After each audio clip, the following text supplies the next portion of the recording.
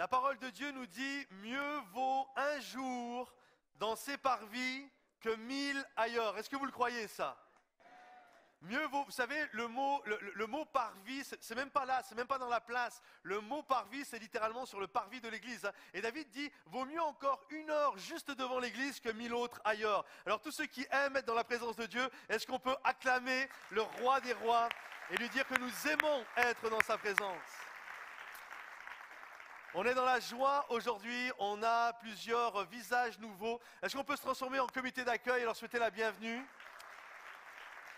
On a la joie aussi ce matin d'avoir avec nous Lamar et Kimberly Boschman qui sont présents. Avec lui, ils sont de l'église Gateway. Lamar a un beau ministère au niveau de la louange. Son épouse Kimberly à Gateway fait des choses incroyables. Et est-ce qu'on peut les accueillir chaleureusement?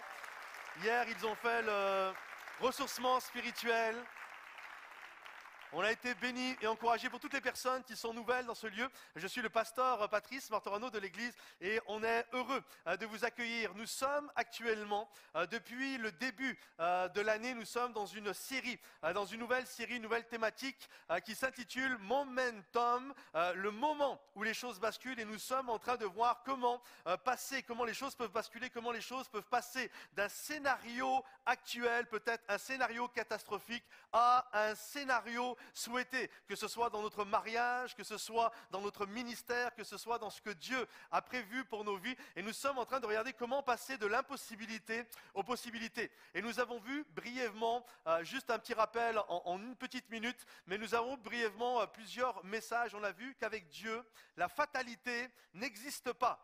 Nous avons vu également que l'échec est le fondement de la réussite. Réussir sans connaître des temps d'échec, ça n'existe pas. On doit vivre, il y a toujours des temps d'échec, mais ce sont pour nous des temps d'apprentissage. On a vu que chaque rêve, chaque scénario souhaité nécessite un plan d'action. Oui, si c'est juste un souhait, ça ne va jamais s'accomplir. Pour que les choses deviennent réalité, il y a un appel à mettre un plan. Chaque rêve nécessite un plan. Nous avons vu l'importance de bâtir les bonnes croyances. Il y a des croyances qui nous tirent vers le haut, puis il y a des croyances qui nous tirent vers le bas. On a vu l'importance de se concentrer sur nos objectifs, sur le scénario souhaité, sur le rêve que Dieu a pour nous, même quand il y a toutes sortes d'embûches où l'ennemi fait tout pour que nous n'accomplissions pas ce que Dieu a prévu pour nous. Il est important de rester concentré et de dire je vais avancer avec la grâce de Dieu. On a vu la semaine passée, c'était la 6e clé de ce principe. Nous avons vu que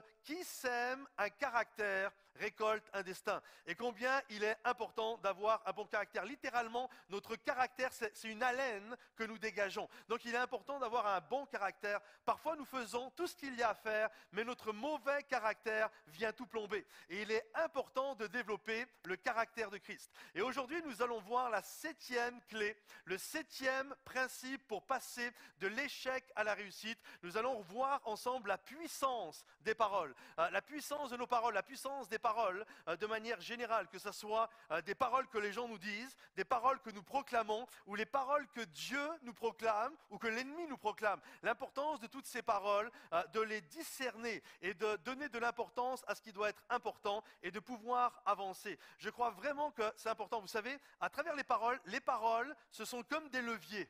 Et suivant les leviers que je vais actionner, c'est comme des boutons, et suivant les boutons que je vais actionner, je vais faire ressortir de vous des bonnes choses ou des mauvaises choses. Par exemple, avec mon épouse, me connaît parfaitement, et mon épouse a cette capacité, en moins de 10 secondes, elle peut, si elle veut, elle ne le fait pas, hein, chérie, tu ne le fais pas, mais en 10 secondes, elle peut, si elle le veut, appuyer sur les boutons qui vont me faire sortir de moi-même. Il y a des choses, vous avez beau me les dire, même si ce n'est pas gentil, ça va rien me faire, mais ma femme qui me connaît, elle sait, si j'appuie là, je sais qu'il va démarrer. Vous comprenez? Il y a des boutons, quand on appuie dessus, ça fait ressortir des choses mauvaises en nous. Mais de la même manière, elle a aussi cette capacité, en moins de 2 secondes, 3 secondes, d'appuyer sur certains boutons, actionner certains leviers, où elle va faire ressortir le meilleur de moi-même.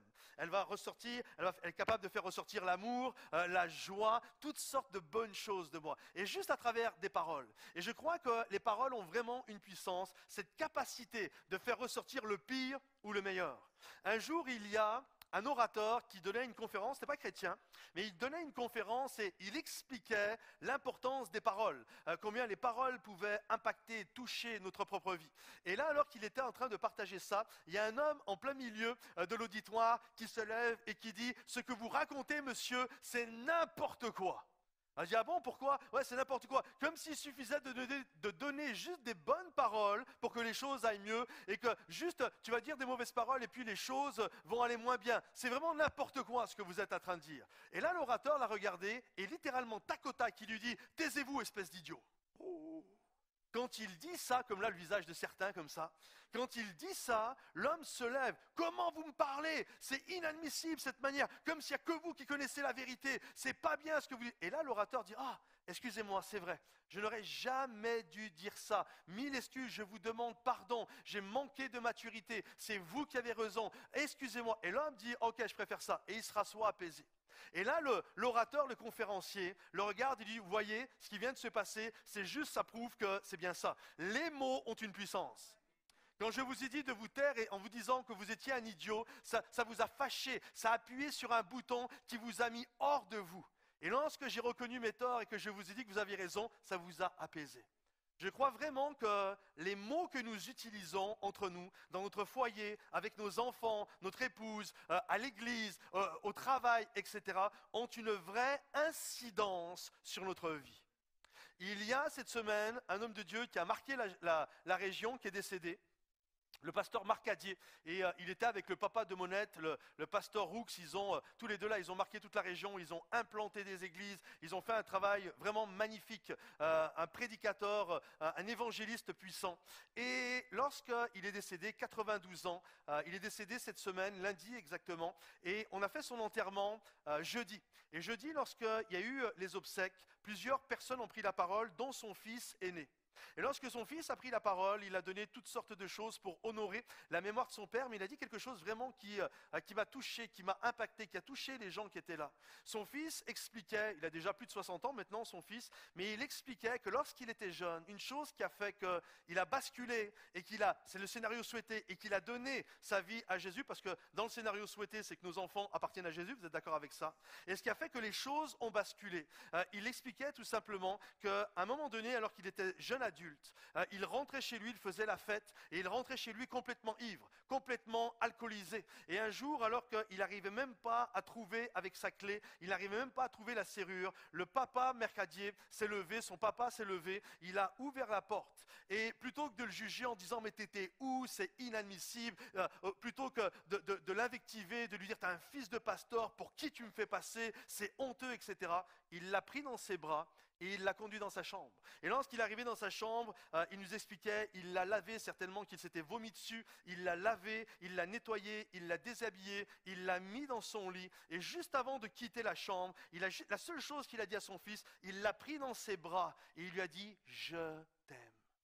Je t'aime, c'est au-delà de tout ce que tu as fait, sache que je t'aime. Et le fils raconte quand mon papa est parti, plutôt, si son papa l'avait jugé, certainement qu'il aurait été en colère dans son lit et certainement qu'il aurait eu le goût d'en faire encore plus.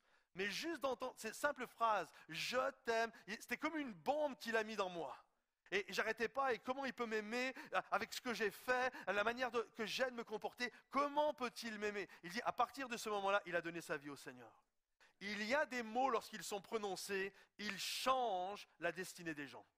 Et j'aimerais nous encourager aujourd'hui à proclamer des paroles de vie et non de mort. Alors, est-ce que vous êtes d'accord avec ça? Premièrement, ce matin, nos paroles, on doit comprendre ceci, nos paroles sont des déclencheurs de destinée. Suivant les mots que je vais utiliser, la manière que je vais utiliser ces leviers, ces boutons, ça va enclencher des destinées. Juste pour vous remettre dans le contexte de ce qu'on va partager, il y a un homme dans la Bible, une histoire biblique, il y a un homme qui s'appelle Onésime. Onésime, c'était un esclave qui travaillait pour un maître qui s'appelait Philémon. Et Onésime, le nom Onésime, c'est du grec, c'est un nom grec. Et Onésime, c'est pas vraiment un nom. Onésime, ça veut dire utile. Okay? Donc c'était un serviteur, c'est comme si on l'avait appelé serviteur utile, c'est juste ça. Et cet homme, ce jeune homme n'a pas encore donné sa vie au Seigneur, et c'est son nom, c'est un esclave. Et Philémon, lui, c'est un homme qui a donné sa vie au Seigneur, il il a été touché, impacté par la prédication de l'apôtre Paul. C'est Paul qui l'a amené au Seigneur. Et Onésime habite à Colosse. Vous savez, l'épître aux Colossiens, la réalité, le responsable de cette église était Philémon. Et Philémon avait cette église dans sa grande maison, grande terrasse, etc. Il pouvait se rejoindre, il pouvait se retrouver à des centaines ici. Et là, Philémon, à cette maison, à cette église, il est dans le ministère. C'est un homme d'autorité et c'est un homme également qui a de l'argent. Et donc, avec toutes sortes de serviteurs. Puis un jour, Onésime va voler Philémon. La Bible nous dit qu'il a volé, puis il est parti. On ne sait pas ce qu'il lui a volé. Était-ce de l'argent? Était-ce de l'or? Était-ce des bijoux? On ne sait pas. Mais il a volé Onésime. Il a volé Philémon, excusez-moi. Et Onésime est parti. Et il est parti dans la grande ville de l'époque, le Las Vegas de l'époque. Il est parti à Rome. Et là, quelque temps après, Paul va se retrouver à Rome. Et lorsque Paul est à Rome, il est pareil, arrêté, il est dans un cachot, il est dans une prison. Et qui voit-il arriver dans son cachot, dans sa prison? Rien d'autre que Onésime. Certainement qu'il avait fait encore un sale coup et il se retrouve jeté en prison. On peut dire quand même que Dieu cherchait Onésime. Il était dans une maison où il y avait une église et il part et Dieu le ramène dans une prison où il y a l'apôtre Paul. Ça, c'est quand même, il était cherché par Dieu celui-là. Et là, il se retrouve en prison, et l'apôtre Paul qui aurait pu le juger, l'apôtre Paul qui aurait pu le condamner, l'apôtre Paul qui certainement est au courant de l'histoire, l'apôtre Paul va le conduire à Jésus. L'apôtre Paul va lui parler du Seigneur, il va proclamer une parole de vie, il va proclamer l'évangile, et Onésime va donner sa vie au Seigneur. Maintenant, Onésime va finir son temps en prison. Et là, alors qu'il a fini son temps en prison, l'apôtre Paul a dû lui dire, maintenant, ça serait bien que tu retournes voir Philémon, et que vous puissiez régler ce différend, que vous puissiez régler le problème que vous avez l'un avec l'autre. Et pour l'aider, l'apôtre Paul va écrire une lettre, l'épître de Paul à Philémon.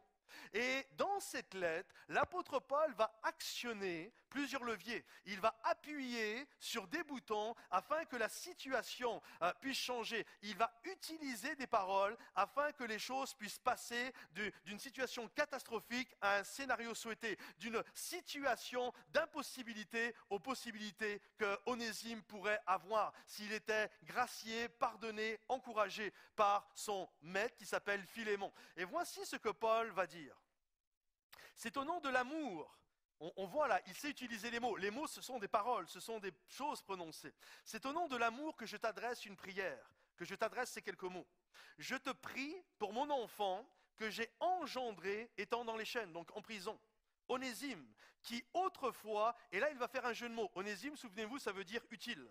Donc il dit Onésime, donc utile, qui autrefois t'a été inutile, mais qui maintenant est utile. C'est tout un jeu de mots qui est fait ici.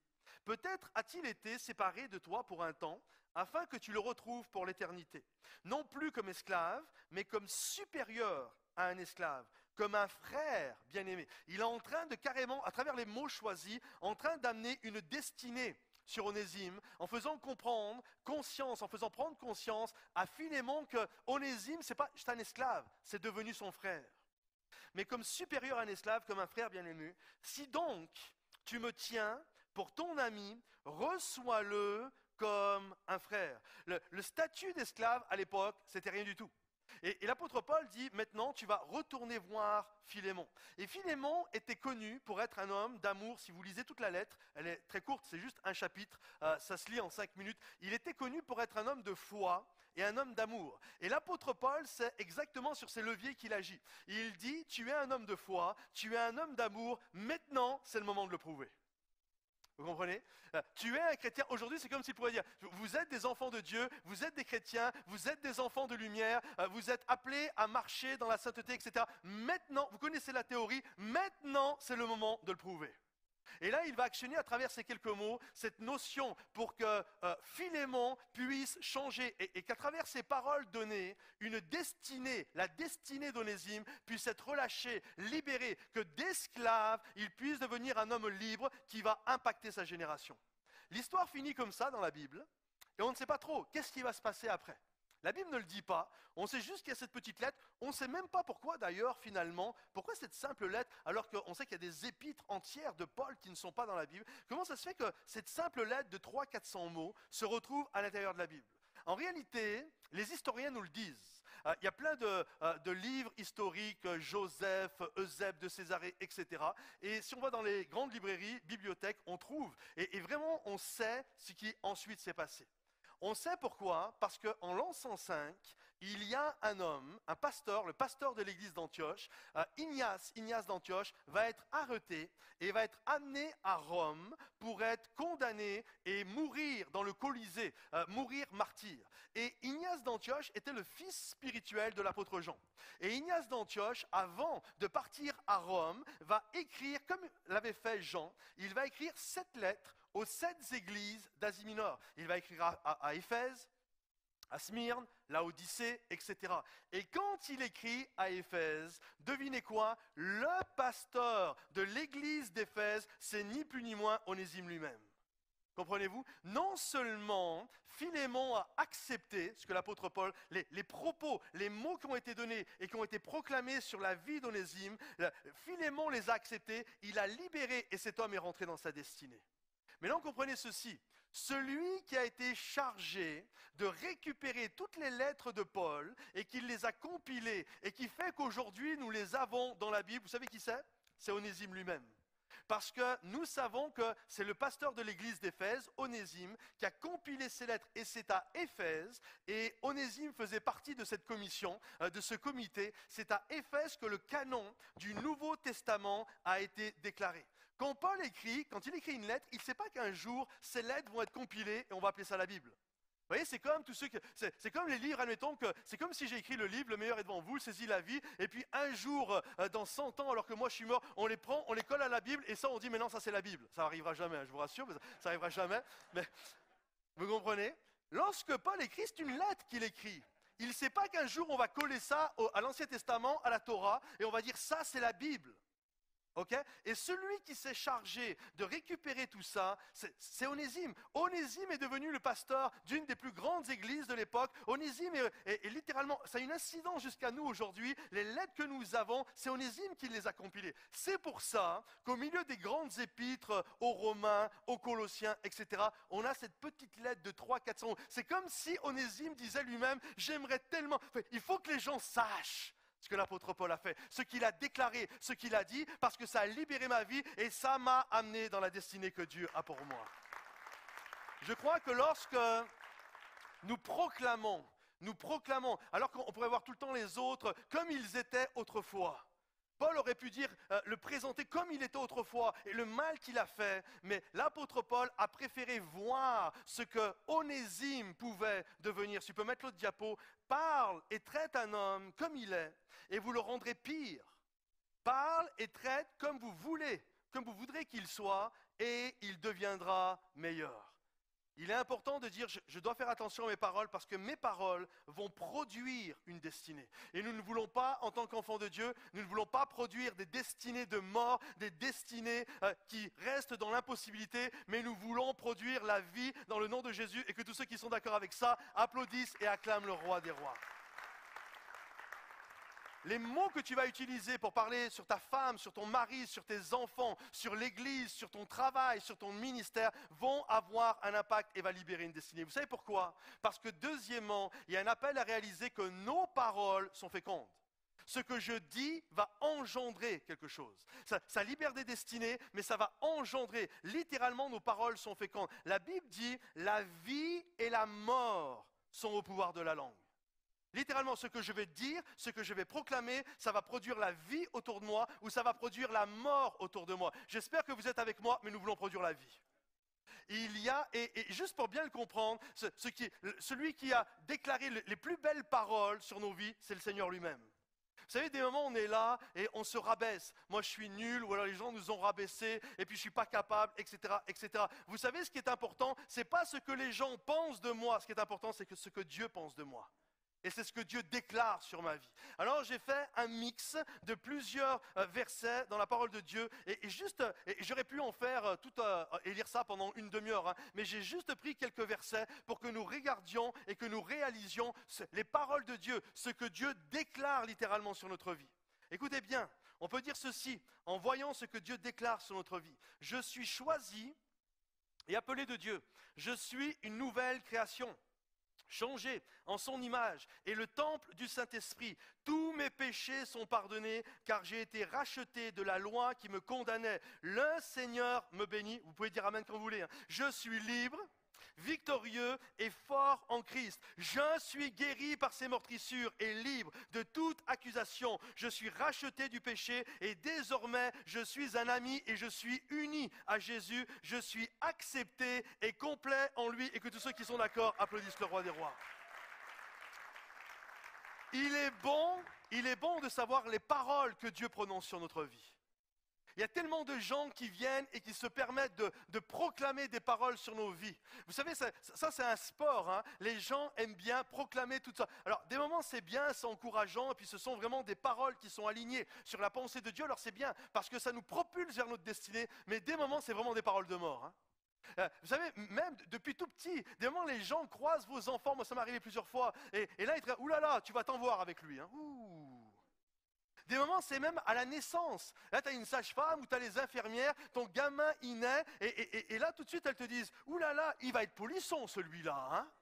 C'est un petit peu comme dans les Walt Disney, où c'est que tu as les fées qui se penchent au-dessus du berceau et qui font des oracles sur les enfants. J'aimerais vous dire, au-delà de ce que les gens pensent, au-delà des fées de ce monde, au-delà des infirmières, des gens que l'on peut croiser et qui peuvent donner toutes sortes de paroles pas gentilles sur nos enfants, j'aimerais vous dire, ce qui est important, c'est ce que Dieu pense.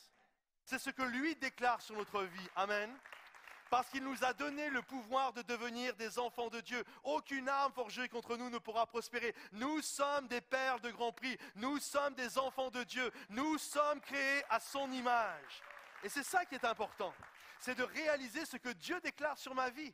Et si les gens ont déclaré des paroles de mort sur toi, j'aimerais te dire, c'est juste des gens. Pense et accepte ce que Dieu lui a déclaré. Vous savez, à l'époque de Jésus, lorsqu'un enfant naissait, lorsqu'on lui donnait un nom, souvent le nom était comme un oracle, comme une prophétie que l'on désirait sur l'enfant. Et des moments, il peut y avoir des beaux noms, des moments les parents mettaient, voilà, ils désiraient des belles choses pour leurs enfants, mais des moments, il y a eu des paroles de mort. Hein. Par exemple, Jabez, vous connaissez ce passage, littéralement Jabez, c'est un personnage de la Bible, et sa maman, la Bible nous dit, elle a tellement souffert, elle en a tellement bavé à la naissance de son enfant, que lorsque son enfant est né, elle l'a appelé Jabez, et c'est comme Jabez, ça veut dire souffrance. Comme une déclaration. C'est comme si la maman disait, toi là, tu m'en as fait baver, je te souhaite la même chose. Toi, tu vas en baver aussi. Comprenez-vous? Et des moments, il y a ces paroles de mort qui viennent sur nous. Heureusement que Jabez ne s'est pas contenté de ce que les gens ont pensé de lui. Souffrance, mais toute sa vie, souffrance. Le gamin, il arrive à l'école, la maîtresse, elle prend les présences. Est-ce que souffrance est parmi nous ce matin? Oui, présent, madame, je suis là. Ok, souffrance, viens au tableau, souffrance, va manger la soupe, etc. Et des moments, il y a cette notion, ce que les gens ont pensé de moi, on finit par le croire. Parce qu'on se dit, mais tout le monde me voit comme ça. Les gens me voient comme ça, mes parents me voient comme ça. Alors on a l'impression que c'est ça notre vie. J'aimerais vous dire, heureusement que Jabez a compris que ce qui était important, c'est ce que Dieu déclarait. Alors Jabez s'est tenu devant Dieu et il a dit, bénis-moi, étends mes limites, que ta main soit sur ma vie, préserve-moi du malheur. Et Dieu lui a accordé ce qu'il a demandé. Parce que ce qui est important, c'est pas ce que les gens proclament sur ta vie, c'est ce que Dieu proclame sur ta vie. Amen. Alors réalise. Il y a une puissance dans la parole de Jésus. Et au-delà, même si on t'a dit aujourd'hui tu es mort. Vous savez, les paroles sont fécondes. Ça veut dire que quand je dis quelque chose de mauvais, de bon, ça va produire des bonnes choses. Mais si je dis des mauvaises paroles, c'est comme une semence qui tombe dans ton cœur et qui va germer. Il y a des moments, des gamins, t'es un nul, t'es un incapable, et toute leur vie, ils pensent ça. Je me souviens un jour, j'étais gamin, je n'étais pas chrétien, j'étais gamin, je devais avoir 13, 14 ans. J'étais en vacances et puis là, il y avait une machine et je me souviens, tu payais ça, tu devais donner 1 euro, quelque chose comme ça. Et tu devais faire une signature dessus. Et suivant ta signature, tu avais un petit papier qui sortait de la machine et qui te donnait 10 points de ta personnalité, de ton caractère. Et lorsque les choses sont sorties, il y avait 9 qualités, je m'en souviens absolument pas les 9 qualités, mais je me souviens voir qu'une seule chose, c'était écrit égoïste. Et là, je me suis dit, ah ouais, t'es un égoïste. Mais vous savez quoi? C'est fou. Maintenant, avec du recul, avec de la maturité, je me dis, mais c'est débile, c'est juste une machine, c'était un attrape, ils font de l'argent avec ça, c'était rien. Mais moi, j'ai donné foi dans cette parole-là. Et toute ma vie, pendant toute ma vie de jeune adulte, mais je suis un égoïste, je ne suis qu'un égoïste, etc., etc. Et vous savez quoi? Des moments, ça m'a tellement percuté que parfois, je me suis comporté comme un égoïste parce que cette parole, je lui donnais de la foi. Cette parole, je lui donnais un poids sur ma propre vie. Puis un jour, alors que j'étais en train de prier, Dieu m'a montré toutes les fois de ma vie, et heureusement il y en avait quand même pas mal, où je ne m'étais pas du tout comporté comme un homme égoïste, mais plutôt comme quelqu'un de généreux. Alors j'ai brisé cette parole de mort au nom de Jésus, et j'aimerais vous dire, chaque parole de mort doit être brisée dans le nom de Jésus. Chaque parole qui nous éloigne de ce que Dieu veut faire doit être brisée. Parce que Dieu a un avenir et il a de l'espérance pour nous. Il a des projets de paix. Et ce n'est pas une machine, ce n'est pas un homme ou une femme qui joue à la fée qui va te dire qui tu vas devenir. C'est en Christ que je place ma confiance. Et les seules paroles que les hommes me disent et vers lesquelles je devrais donner de la foi, c'est lorsque ces paroles sont alignées sur le corps de Dieu. Alors oui, je crois qu'avec Dieu, je peux accomplir des exploits. Oui, je crois qu'avec Dieu, nous pouvons aller de l'avant. Nous ne voulons plus accorder des paroles, les paroles de mort que le diable jette sur notre propre vie. Parce que le diable essaie toujours de nous décourager. Il y a un scénario souhaité, il y a un rêve que nous voulons faire. Et ne croyez pas que le diable va vous encourager. Il va tout faire pour vous décourager. Il va vous donner des paroles de mort. Écoutez ce que la Bible dit. Le voleur ne vient que pour dérober, égorger et détruire. Moi, je suis venu afin que les brebis aient la vie et qu'elles soient dans l'abondance. Amen. Comprenez-vous? Les paroles de mort, les paroles qui nous égorgent, les paroles qui nous laissent morts sur le chemin, ne sont pas des paroles qui viennent de Dieu. Les paroles de Dieu, c'est des paroles qui nous aident à accomplir le rêve et le projet de Dieu. Le diable va tout faire pour tuer ton couple. Le diable va tout faire pour te dire, mais ta femme, elle est comme ça, puis elle ne changera jamais. Puis tes enfants sont comme ça, ils ne changeront jamais. Et puis ton patron, et puis tes collègues, et puis l'église, etc. J'aimerais vous dire, il va tout faire pour vous décourager. Mais écoutez la voix de l'Esprit qui va tout faire pour vous tirer vers le haut. J'avance, il est venu pour égorger, mais Jésus est venu pour donner sa vie pour moi, pour que je puisse aller de l'avant. Donc ne dites plus, je ne vais pas y arriver. Un jour, le prophète Jérémie a dit, mais je peux pas y arriver, le Seigneur l'appelait pour des grandes choses. Il dit, non, je ne peux pas. Et Jésus, le Seigneur vient et il le reprend. Il dit, ne dis pas.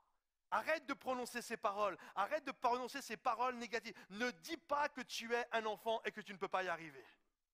Notre Seigneur est celui qui vient et qui ne dit pas ces propos-là.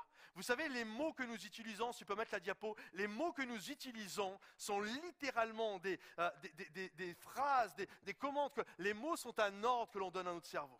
Vous savez, si vous dites « c'est impossible » ou si vous dites « tout est possible », en fait, que ce soit l'un et l'autre, vous avez raison. L'un et l'autre vont s'accomplir. Si tu dis je n'y arriverai pas, c'est impossible, ma vie ne peut pas changer, mon couple ira toujours de pire en pire, etc., ça va certainement se produire. Mais si vous dites tout est possible avec Jésus, je crois que si on se tient à genoux avec mon épouse et qu'on prie et qu'on va chercher peut-être un thérapeute, un pasteur, etc., des gens qui vont être capables de nous aider, alors je crois que c'est possible. Si tu dis c'est impossible, tu as raison. Si tu dis c'est possible, tu as raison aussi. Choisis ce que tu veux. Parce qu'en fait, quand tu le proclames, tu donnes un ordre. Tu donnes un ordre. Alors j'espère que vous êtes avec moi. Nous voulons proclamer que le scénario souhaité va prendre jour parce que Dieu a des projets de paix et non de malheur et que tous ceux qui le croient acclament le roi des rois et le Seigneur des seigneurs.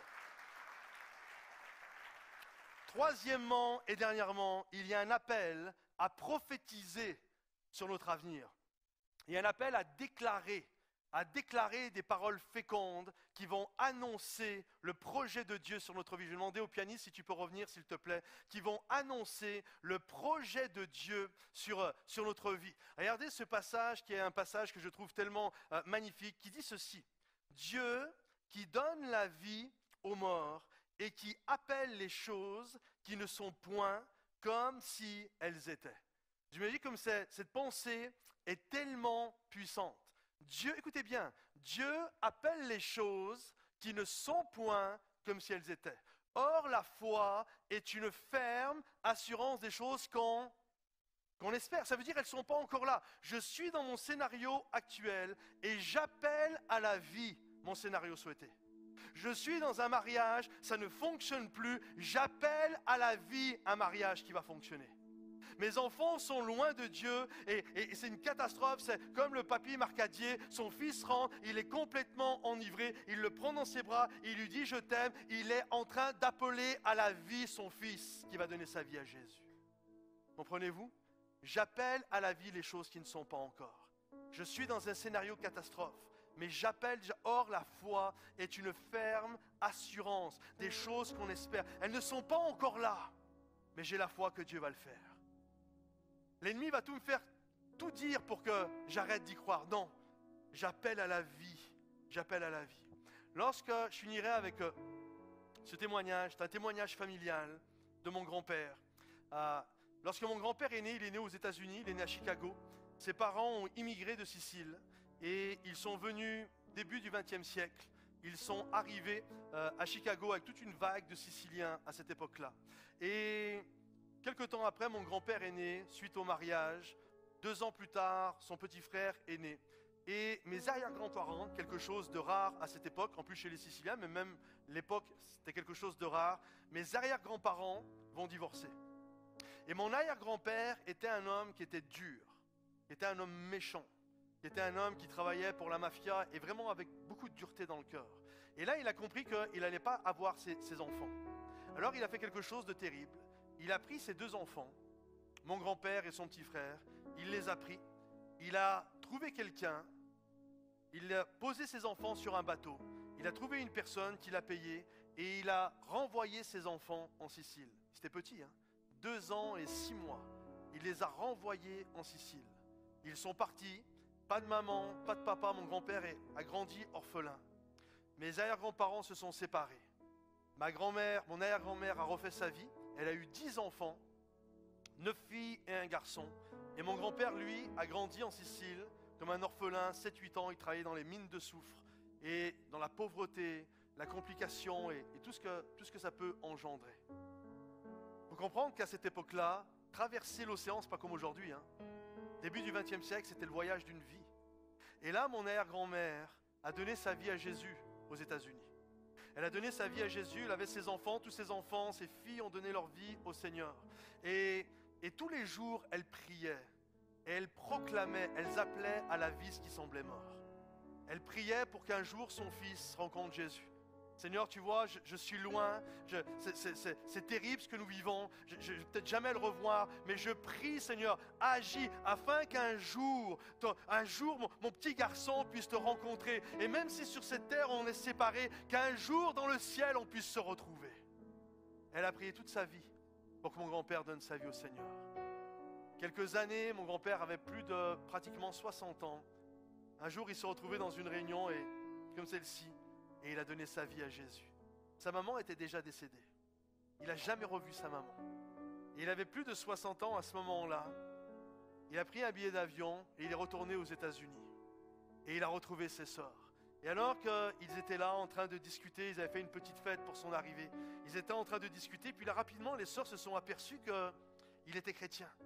Et là, ça a commencé à être joyeux, et puis, mais tu as donné ta vie à Jésus, ouais, j'ai donné ma vie à Jésus, etc. Et là, elles ont commencé à expliquer, tu sais, maman, tous les jours, elle se tenait, en face, il y avait l'océan, mais elle se tenait et elle proclamait, elle appelait à la vie ce qui semble mort aujourd'hui.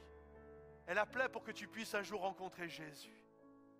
Et là, mon grand-père, tous ensemble, ils sont pris dans les bras, ils ont prié ensemble, ils ont loué Jésus ensemble, ils ont pleuré, de savoir que même sur cette terre, même si on a été séparés, un jour dans le ciel on va se retrouver. Or la foi est une ferme assurance des choses qu'on espère. Je proclame la vie, aujourd'hui ça semble mort, mais j'appelle à la vie ce qui semble mort, et je crois que Dieu est capable d'agir. Mon grand-père, 3 jours avant de mourir, un dimanche, il se retrouve avec un petit groupe de croyants, et là il se met à prier. Et là, il se lève. À ce moment-là, aucun enfant avait donné sa vie au Seigneur, aucun fils, aucun petit enfant avait donné sa vie au Seigneur. Et là, il se met à prier. Et un par un, il a énuméré nos prénoms. Il a énuméré mon prénom, il a énuméré le prénom de ses enfants. Et un par un, il a appelé à la vie ce qui semblait mort. C'était un dimanche. Le mardi soir, 3 jours après, mon grand-père est décédé. Le jour de son enterrement, son fils s'est converti. Et aujourd'hui, on est plein dans la famille à avoir donné notre vie à Jésus et plusieurs des petits-enfants sont aujourd'hui des pasteurs pour le roi des rois. Alors ça mérite qu'on l'applaudisse.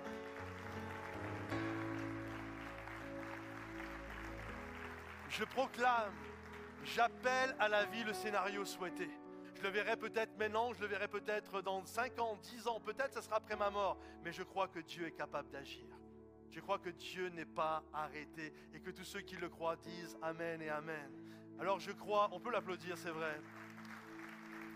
Je crois que notre Dieu, si aujourd'hui on se tient devant lui, non pas avec nos forces, parce que c'est lui qui est digne. Vous savez, des moments, il y a des gens, à cause des paroles de mort, justement, on va dire, non, mais moi, je ne suis pas digne, etc. J'aimerais vous dire, au-delà de est-ce qu'on est digne ou pas digne, vous savez, des moments, il y a des gens qui disent, je ne suis pas digne de louer Jésus. Mais j'aimerais te dire, même si toi, tu ne te sens pas digne de louer Jésus, Jésus est digne d'être loué quand même. Alors, j'aimerais vous dire, j'aimerais qu'on puisse se tenir devant Dieu et appeler à la vie. Nos femmes, nos fils, nos filles, nos maris, qu'on puisse appeler à la vie les gens qui sont autour de nous, qu'on puisse appeler à la vie ceux qui semblent morts, le scénario catastrophe, qu'on puisse appeler à la vie le rêve de Dieu pour nos vies, parce que Dieu a des projets de paix et non de malheur, et que tous ceux qui le croient disent Amen et acclament le roi des rois. Est-ce qu'on peut se lever, s'il vous plaît ? Est-ce qu'on peut se lever tous ensemble et juste là où on est? Est-ce qu'on peut étendre nos mains devant le roi des rois et juste commencer à confesser, dire Seigneur, j'appelle à la vie ce qui semble mort. Je crois, Seigneur mon Dieu, que la foi est une ferme assurance des choses que je ne vois pas. Peut-être en ce moment, Seigneur mon Dieu, mon époux est loin de toi, ma femme est loin de toi, mes enfants sont loin de toi. Peut-être c'est un scénario catastrophe, mais je prie mon Dieu et mon roi, je crois que tu es capable d'agir avec puissance. Je crois que tu es capable de me guérir. Je crois, Seigneur mon Dieu, que tu es capable d'agir dans ma vie comme jamais ça a été auparavant. Seigneur mon Dieu, je déclare la vie. Je ne veux plus écouter ces paroles de mort. Je ne veux plus écouter ces paroles qui me tirent vers le bas. Mais je lève les yeux vers le montagne. D'où me viendra le secours? Le secours me vient de l'Éternel qui a créé les cieux et la terre. Il ne permettra pas que ton pied chancelle. Pendant le jour, le soleil ne te frappera pas, ni la lune durant la nuit. Voici l'Éternel garde ton départ et ton arrivée. Oui, Seigneur mon Dieu, je veux proclamer la vie.